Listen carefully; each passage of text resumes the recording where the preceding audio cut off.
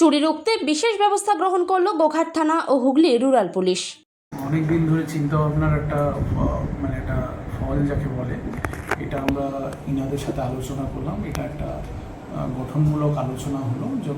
যত মন্দির কমিটি ছিল তাদের প্রতিনিধিরা ছিল এবং তাদের বিভিন্ন যে চিন্তা ভাবনাগুলো, যে তারা এটা রক্ষণাবেক্ষণের ক্ষেত্রে কী কী পদক্ষেপ নিচ্ছেন সেটা আমরা শুনলাম। এবং আমাদের যেগুলো আমাদের এই ক্রাইম প্রিভেনশনের ক্ষেত্রে যে অভিজ্ঞতাটা হয়েছে আমাদের, সেই অভিজ্ঞতা থেকে আমরা কিছু ওনাদেরকে বললাম যে এগুলো করলে একটু ভালো হয়। কী লাগাতে বললেন? উপদেশ তো অনেক। অ্যালার্ম ক্লকটা, একটা অ্যালার্ম লক বলে একটা জিনিস আছে, সেটার মাধ্যমে কেউ যদি ব্রিজ করতে চায় সেটাতে একটা অ্যালার্ম বেজে উঠবে, যেটাতে কিনা আশপাশের যারা মানুষজন আছে তারা সাবধান হয়ে যাবে। এবং তার সাথে সাথে সিসিটিভি তো একটা এই আধুনিক যে এখন যুগ চলছে তাতে সিসিটিভির অবদান তো আমাদের অনস্বীকার্য। তো সিসিটিভি একটা ডিজিটাল ফুটপ্রিন্টের একটা ব্যাপার থাকছে, এটা হলে খুব ভালো হয়। কিন্তু যারা পারছে না তারা অন্তত অ্যালার্ম লকটা লাগায়, তার মাধ্যমে চোর এবং ডাকাত যারাই হোক তারা নির্বিঘ্নে করতে চায়।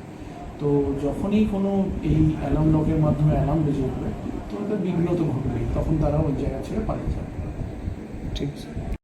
এটা এই উদ্যোগটা যেটা নেওয়া হলো থানার থেকে, এটা খুব সুন্দর ব্যাপার। তার কারণ হচ্ছে আমরা গ্রামে বাস করি, গ্রামে কখন কি ঘটে যেতে পারে সেটা আমরা এনাদের সহযোগিতায় আমরা সেটাকে উদ্ধার করার চেষ্টা করব, এইটুকু বলতে পারি। যার জন্য এনারা যে আলোচনাটা করলেন, আমরা স্বতঃস্ফূর্তভাবে সেই আলোচনাটা ওনাদের সঙ্গে আমরা একমত হই। যে উপদেশগুলো দিল, সিসিটিভি লাগানো বা স্মার্ট লক লাগানো পরামর্শ দিলেন, এটা তো উপকৃত হবে। কি বলবেন এটা নিয়ে, বা লাগাবেন বাড়ি? এইটা যেটা আমাদের গ্রামে হবে, এটা তো গ্রামের ব্যাপার। সেটা গ্রামে আমরা এবার আলোচনা করব, আমরা মিটিং করব গ্রামের সবাইকে ডেকে নিয়ে।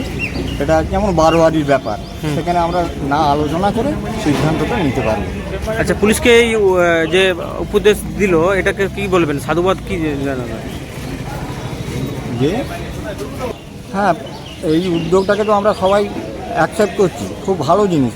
কেননা এতে করে কী হলো, যারা আমরা দেবতার বিগ্রহের যারা দেউলে আছি, বা আমরা যারা সেক্রেটারি প্রেসিডেন্ট এরকম আছি, আমরা এনাদের এই কথাটা নিয়ে আমরাও সচেতন হব এবং কিভাবে আমরা রক্ষণাবেক্ষণ করতে পারি তার প্রচেষ্টা চালাবো। আপনার নাম?